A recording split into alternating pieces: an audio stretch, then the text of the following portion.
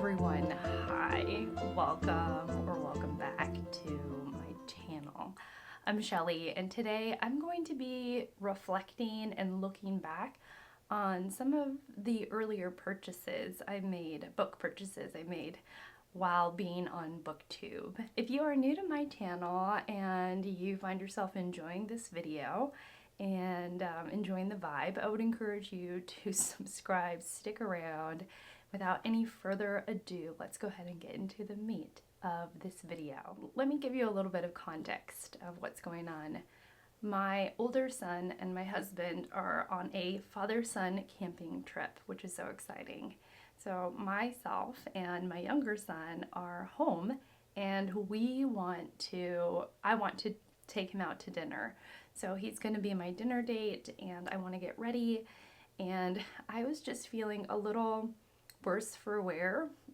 So I washed my face. It's like 5 o'clock at night. It's not in the morning at all. I washed my face. I am going to put on a new face of makeup, partly because I really enjoy this process and I enjoy sitting down with you and doing this process. It's very relaxing for me, and I hope it's relaxing for you. And that's it in terms of like this moment. So I'm getting ready for date night, but my date is my sweet little son, and I'm very excited about it. The idea for this video was a little bit different for me. I put up a community post asking you all, do you have any video requests for me? That post is still up in case you have something you would like to see from me. And I was just curious. I don't know. I like asking y'all questions and seeing what you come up with. 2 folks commented on that post asking for me to reflect or do a declutter, reflect on my previous hauls, and or do some declutters, or just talk in a reflective way about my book purchases.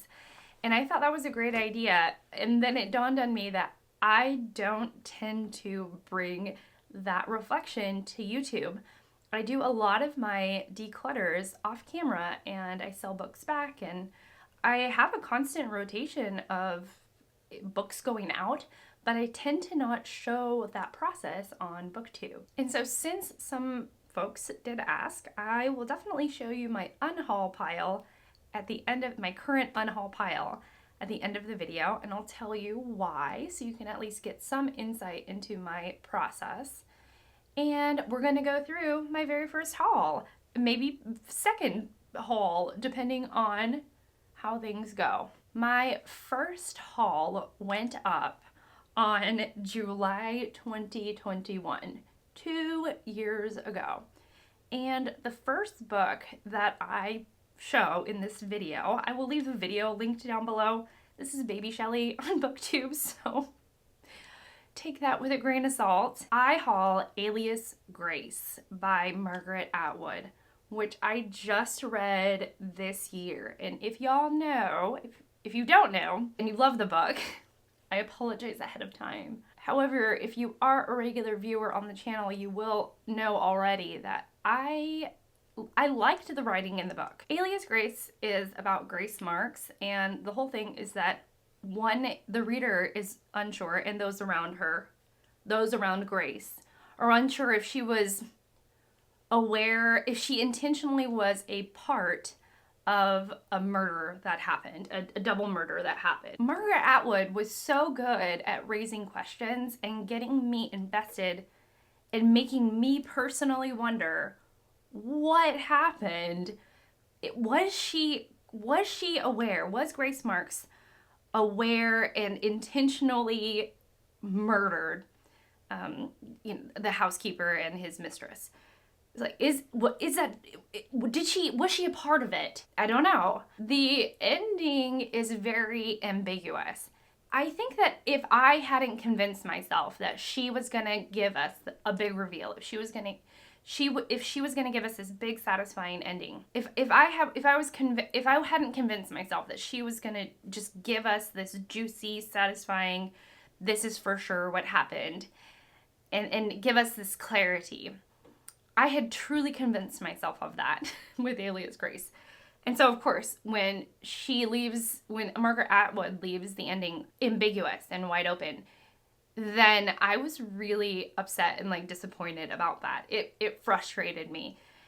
The journey of reading the book was good, but I had just truly convinced myself that we were going to get this like juicy, satisfying, incredible, amazing ending at the end of it all. I'm looking quite ghostly. I really didn't mix my colors very well. We're going to fix that. We'll fix it. But I had convinced myself that she was going to give us this just off the rails, satisfying, all tied up in a nice, neat bow type of ending. And I'm not upset at ambiguous endings, but I had talked myself into the fact that she was going to do this. She was going to deliver on this. And when she didn't, I was just sorely disappointed. And so I read it and I sold it back to a used bookstore since then. So I don't own Alias Grace. And I'm glad I read it. I mean, I'm not mad that I read it. I wanted to read it for ages, and I'm glad that I have an opinion on it now. But there was this moment where I was just so let down because of how I had believed the novel, how I believed the novel would play out, and it didn't play out in that way. So I do think some of that was me, but I do think some of that was her. I'm not going to take all the blame, but some of it was me, some of it was her. That was the first book. Oh my goodness, like 10 minutes on the first book. Goodness gracious, Shelley. Move it along. I kind of missed the mark on the complexion matching. We're going to have to really get this to come together. I've really set a challenge for myself. Oh my goodness. The next book I bought was Animalia by Graham Base. And I bought this partly because I love the book. I had seen it before and I really loved the book. And partly because I was reading through the 1001. I declared on my channel that I was going to read the 1001 children's books you must read before you grow up. It's a whole reference book of 1001 wonderful children's books, supposedly. And I was like, I'm gonna do that. And I'm gonna read all of those. And I really have learned a lot about myself since those 2 years, since 2 years ago on Booktube, in the 2 years since I've been on Booktube rather.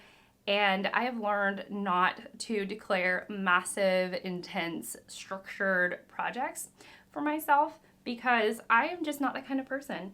I actually do better and thrive when there is less pressure and a little bit less, there's more wiggle room and things can be a little loose and I can change because it allows me to be very creative in the moment and I can bring that energy to you with whatever I'm passionate about in that moment.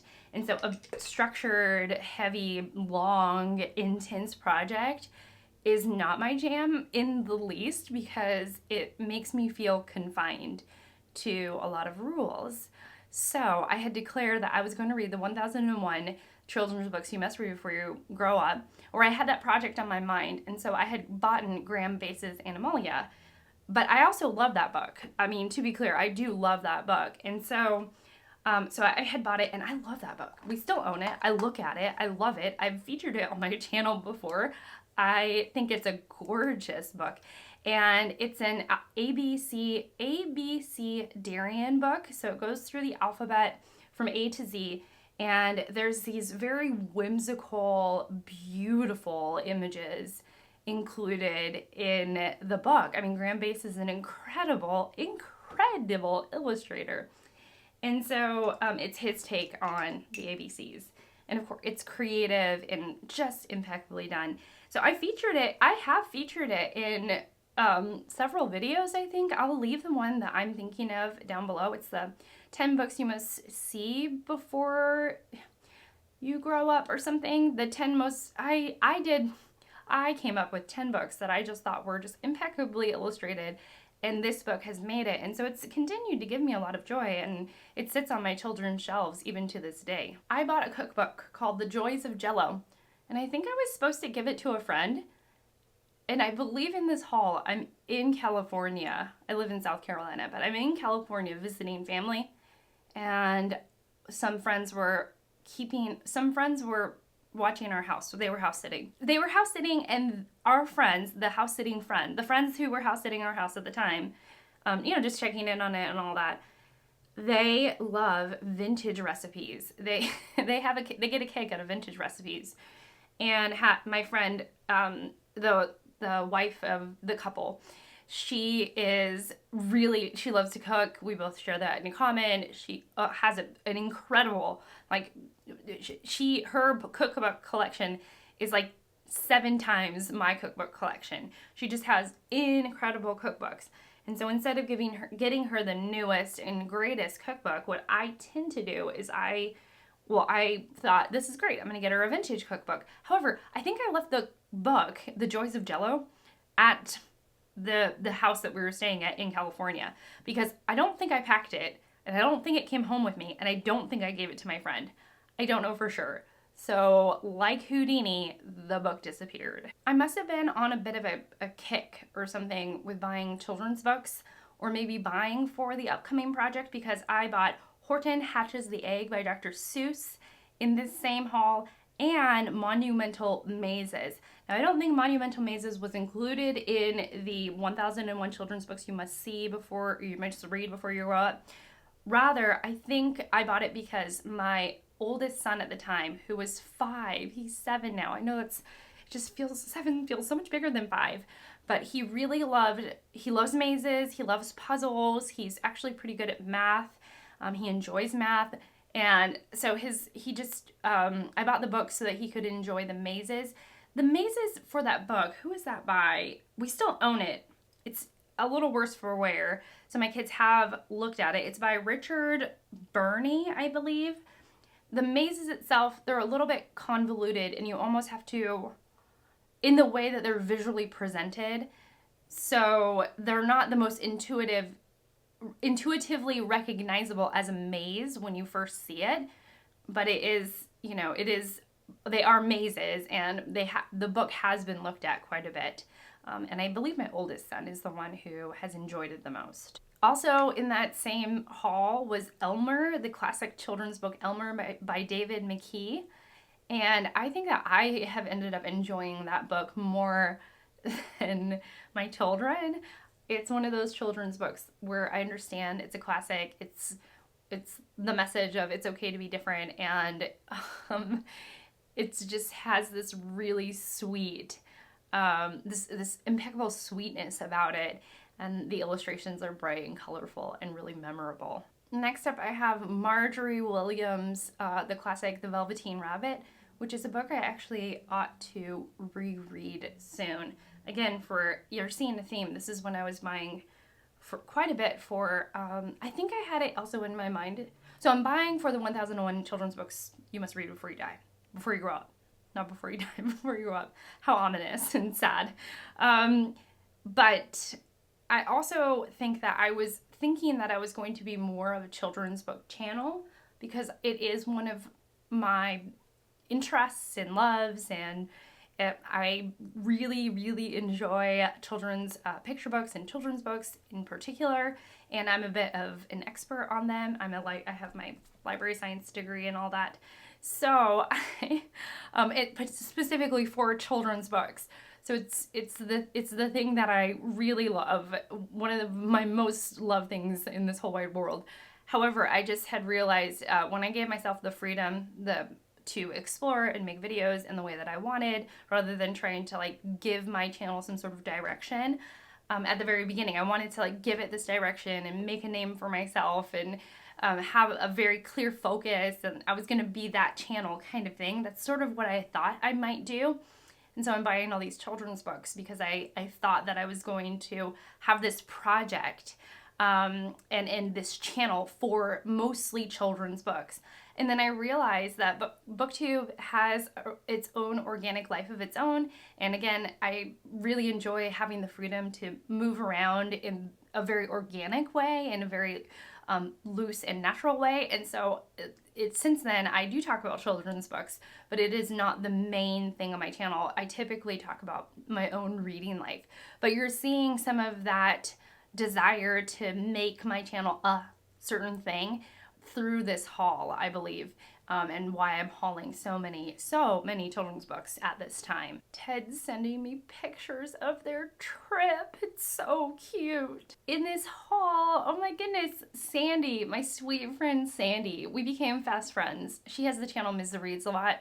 Go follow her. She's amazing. We were fast friends on Booktube, and we talk just about every day, even now. And she sent me the book, James Baldwin's Giovanni's Room. She offered to send it to me, and I excitedly agreed to accept it. And I have read Giovanni's Room. It was one of my first, if not my very first read of 2022. And I love that book. The first half, to me, is ridiculously strong. It's so good. And it's so complex, and I loved it so much. Sandy also so sweetly gave me this book called The Joy of Cookies, and I have read it and enjoyed it. And it was just such a sweet book, because I think she probably figured out by then that I do enjoy baking, and it is one of my things, and I have children, and she thought that we could enjoy it together, and indeed we have. The next book I haul is Daughter of Fortune by Isabel Allende. I still own this book, and I have not read it. It's one of the books that I feel like I might really love Allende. She's one of those authors that I feel like I will enjoy her work. She tells historical fiction. She's a historical fiction writer. What am I trying to say? She is a Chilean historical fiction writer with a bent towards magical realism. She typically has some sort of magical realistic element in her writing. So I have been meaning to get to her. I just feel like I need like a little read along or a buddy read or something for that book to actually get me to pick it up, because at this point it has been languishing on my shelves for 2 years. I also bought Pachinko by Min Jin Lee, and oof, I read that book and I learned so much about myself after reading that book. It is a historical fiction book. Y'all, it was so big when I read it. The book was huge. It was like it had a whole life of its own. Everybody and their mother read it. Everybody and their mother loved it, it seemed like. And oh my goodness, everybody ranted and raved about that book. And I did not like it. I did not like it in the least. It was not my kind of historical fiction. It just, I was like, I don't know. It felt very contrived. The characters were flat. I did not like that book at all. It had to have been one of my worst reads the year that I read it, because it's like a multi-generational family saga set in, I forget, but it's about the Japanese occupation in like Korea, I think. I'm not sure. But it was not my thing. It was not my thing in the least. And yeah, if I could just warn past Shelley about this book and just be like, girl, skip it. Save your time. You'll thank me later. But I guess, now I sit here more knowledgeable, having had read it, but just not my book in the least. If you love it, keep on loving it. If you love it, keep on loving it. It was not a Shelley book. Okay, it just wasn't. Oh, another book I have just revisited in my mind, because Hannah at Hannah's Books talked about this read, and it is My Antonia by Willa Cather. This book is currently living in my book bag because Hannah talked about it on her channel very recently, of short books that she's enjoyed. She talked about it in that very Hannah way, where she is enthusiastic and sweet and kind, but only Hannah of Hannah's Books can pull it off in this way. And after she read it, I immediately was like, I must read it. So you know what I did? I grabbed it and put it in my book bag. Do I ever have time to read at school? No, never. I never have time to read at school because I am so busy. I'm a busy teacher, and I use every minute I can to be as productive as possible so that I don't have to take work home with me.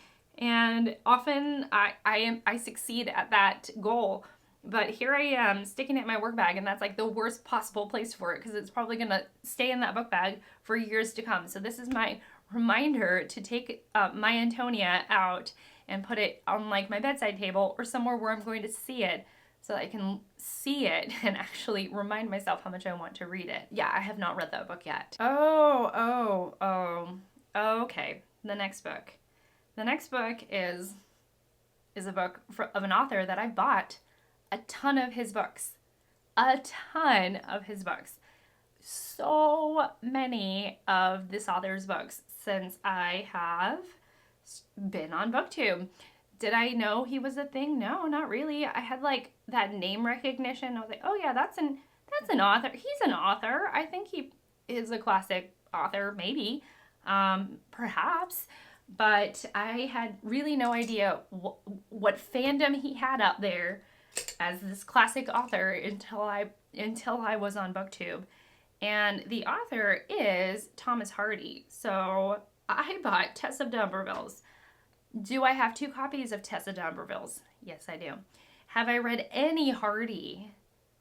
No, I have not. Are we currently in Victober? The perfect time to read a Hardy. Yes, we are. And have I still somehow avoided him? Yes, I have. I have had so many people tell me that I will love Hardy. And I don't know what is wrong. Well, there's nothing wrong with me. It's just I haven't made the time or put in the effort to pick up Hardy. So, you know, it's a thing. It's a whole thing. I just haven't done it. And I kind of feel bad.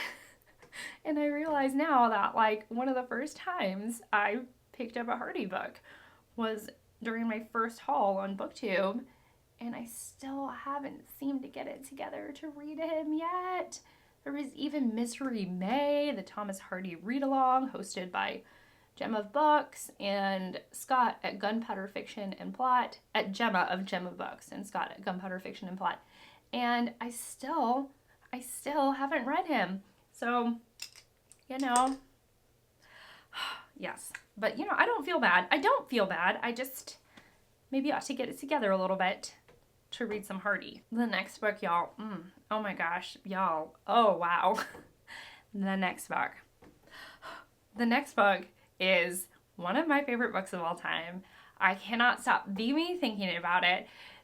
Past Shelley was brilliant to have bought this book. Amazing, like best move I could have made during this haul because this book was everything and more. I mean, one of my favorite authors, love her so much. But I ended up buying The House of Mirth by the infamous, the amazing, and miserable and wonderful Edith Wharton. I mean, her books are miserable. I don't know if she's miserable. I mean, she's probably fine. But The House of Mirth is about Lily Barton, who has, in a lot of ways, grown up. She's grown up to behave like high society, even though she doesn't have the money to be in high society. And that really takes her down a really interesting path. And it is so good. It's so good, y'all. I loved it so much. It is one of my favorite books of all time. Her writing is gorgeous. There's a readathon coming up in December that I am going to be a part of. And I am going to consider picking up The House of Mirth for that because it is just such a good book. It's such a good book. It's such a good book. So good. I mean, it had to have been my favorite classic that I read and probably my favorite book that I read in 2021. And it was just, I thank my past self 1,000 times over for buying the book. It was just so, so good. I'm going to stop gushing. I bought a really cute little version of a mom book, and what is it called? Yeah, W. Somerset Mom book. And it is Cakes and Ale. And I look at this book. I have not read it. It's kind of in delicate condition. It's definitely a vintage book. I think the original price is on the book and it's like $0.25 or something. A little paperback. I love the colors in it. When I look at the book, it gives me quite a bit of joy to just see it on my shelves. I don't know if I'll read the book. I'm being honest with y'all. I don't know if I'll read the book. If I'm going to read it, if I am going to read it, if I'm gonna read it, if I am going to read it, I will read it probably on my Kindle. The book itself is delicate and I don't want anything to happen to it, but I love the color story and it brings me joy to see it. And I've included it in bookshelf tours and I've included it in a couple of different things. It's one of those books that just gives, like, I love it because it's of the object and the colors and the marketing at the time. And I had just read Up at the Villa by W. Somerset Maugham, which is it's just a hilarious dark tale of a woman who has the wildest night of her life in the best and worst ways. And I was off, it's called, yeah, Up at the Villa, I think I said the title, another Maugham book. And I just wanted, I was off of that sort of high of reading Maugham and I was like, I want to read more. So I stumbled across that book at a used bookstore for, like $1 or something. And I was like, I must have this in my life. It had that, I didn't buy it with that urgency, but I was just so charmed. I was so charmed by the cover, and I already knew that I was friendly towards Mom, and so I ended up picking it up, and I am so glad that I did, because every time I see that book on my shelves, and every time I pick it up and I look at it, it makes me smile. Did I even say the name of the book? It's called Cakes and Ale. So I have no idea what the book is about. But I just know, I'm getting kind of wild over here. I just know that I really do. I enjoy Mom and I enjoy the book, and I enjoy the book as an object, and I think that's a perfectly valid reason for keeping it. We are nearing the end. The next book is a poetry book, and it's called Favorite Poems of Emily Dickinson, and I think that this is her favorite poems of her own work. It's her own writing. And I have picked this up, and I put this on a couple of TBRs, and I just haven't gotten through it. This can sometimes happen with me, and specifically either short stories and or poetry. Like, I'll start it, and because the clip of a poetry collection, you're constantly stopping and starting. In that, it's very easy to put the book down after 4 poems, 8 poems, 10 poems, half of the book, 3/4 of the book, and then sometimes I have to sort of, make it a project to pick the book back up again. It's easy for it to sit there, is I guess what I'm trying to say. And because there's not a storyline, a storyline with a momentum typically, it's easy to put it down and then forget about it because there's nothing sort of grabbing me to get back to it. And so that's essentially what happened with this Emily Dickinson book. It's also kind of a delicate book. I think the glue on the spine is a little bit, it's a little bit dried out. So when you open it, it almost has that cracky, like I'm breaking the book while opening it. Now, as an object, it still gives me joy, and Emily Dickinson is a poet I would love to get to know more. I just haven't gotten back to her work. So another book that is left unread from me, or for me. Okay, so that was the final book, actually. I thought I had a couple more. And finally, I was trying to be, I don't want to say more transparent. I'm not less transparent, but I was trying to make more of an effort to show how much money I was spending and have sort of a financial awareness on my channel. And I guess I'm starting with the reflection part of it. I buy the vast majority of my books. I would say 90% of my books are bought secondhand. And that's for 2 reasons. If I allow myself, in a lot of ways, I allow myself to buy as much as I can afford, that's within my budget. I don't overspend on books. I don't spend more than I can afford on books. And I buy my books, for the most part, 90% of the time, I buy them secondhand. And so, because sometimes I have a bit of a carefreeness about my book buying, I have a carefreeness about my book buying, but I also have that same lightness when I let something go. So if I look at my collection and I have truly lost interest in the book, And I sort of decided that I don't want to read it. I know enough about it that it's probably a good bet that that's not the best way to spend my time, or won't give me the best reading experience as I've learned and grown in my reading taste. That the ease of which I buy books is the ease of which I let them go back into the world. And I hope that they will bring someone else a lot of joy. And so for me, it's very much like easy come and easy go.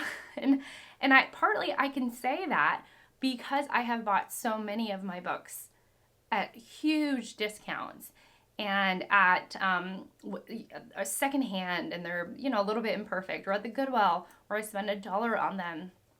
And so my philosophy, I suppose, with my own spending is I ask myself these questions, you know, do I want to read it?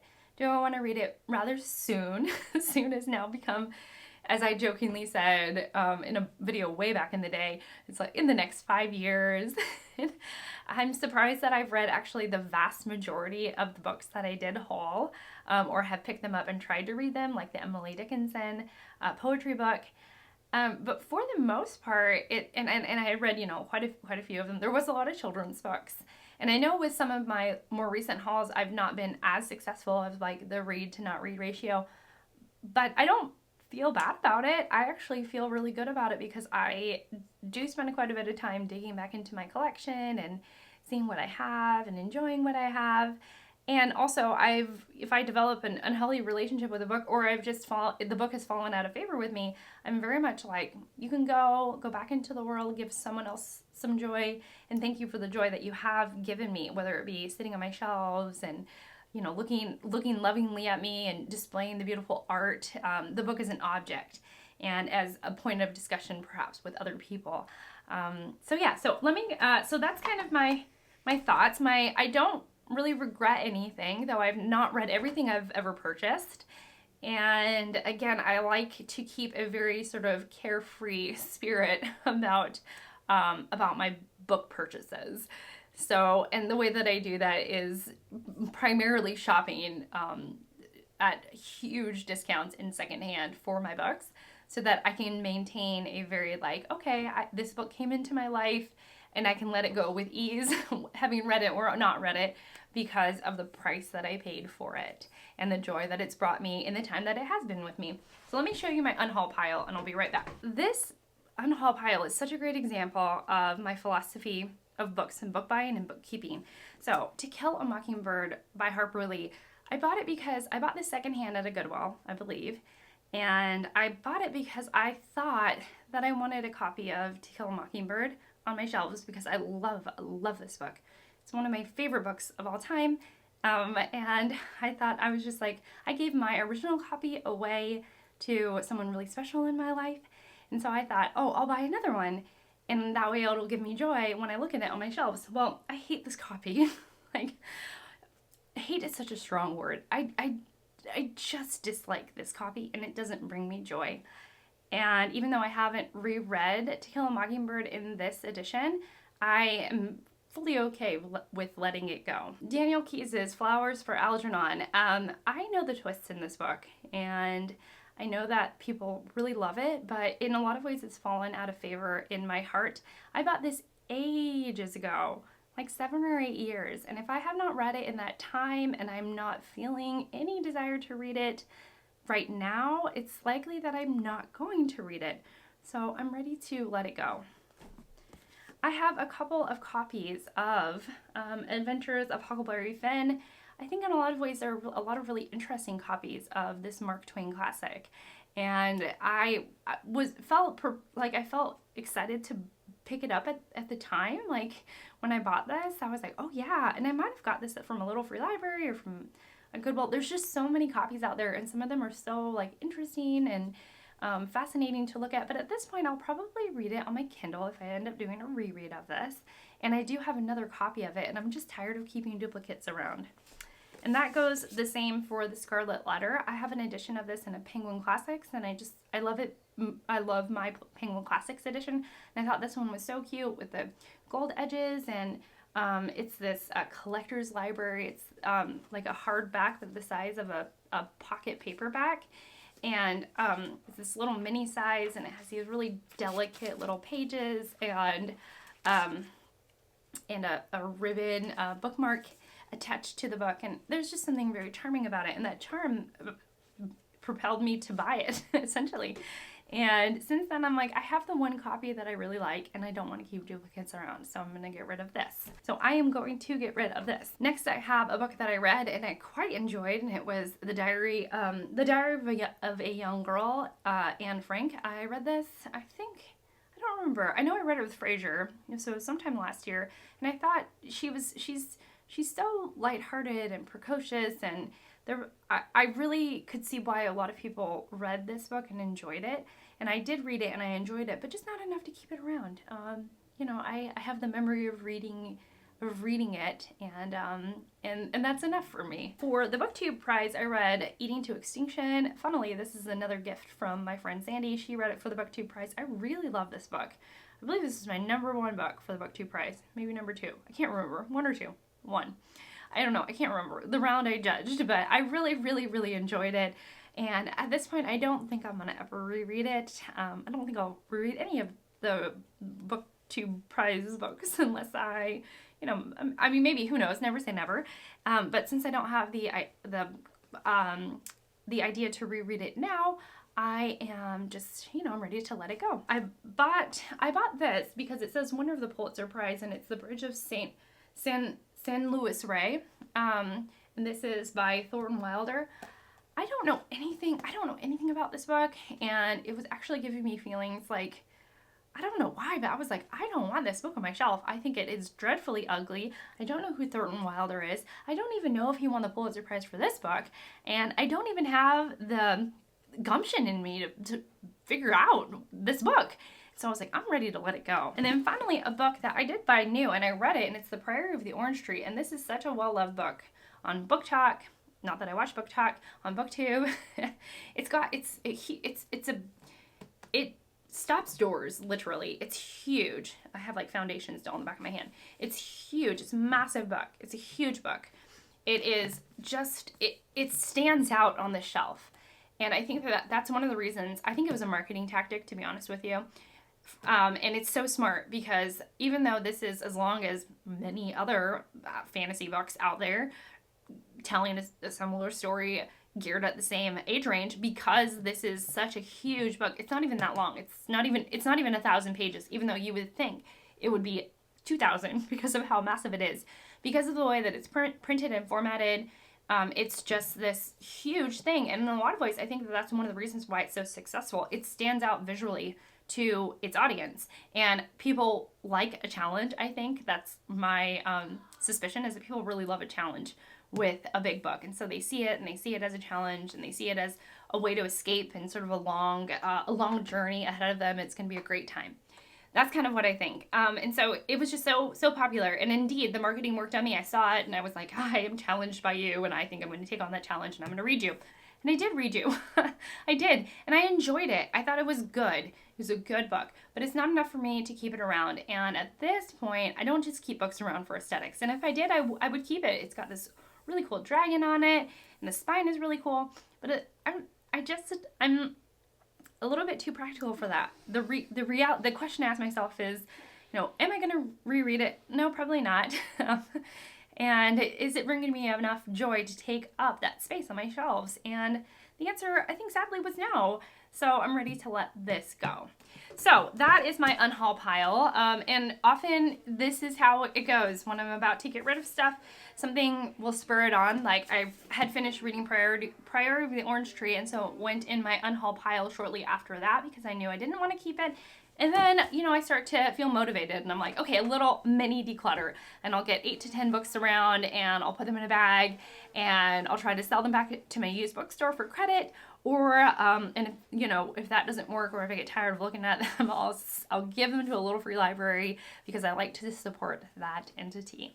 Wow, that was a really long and chatty video about my reflections and possible regrets and my process and my philosophy about book buying and bookkeeping.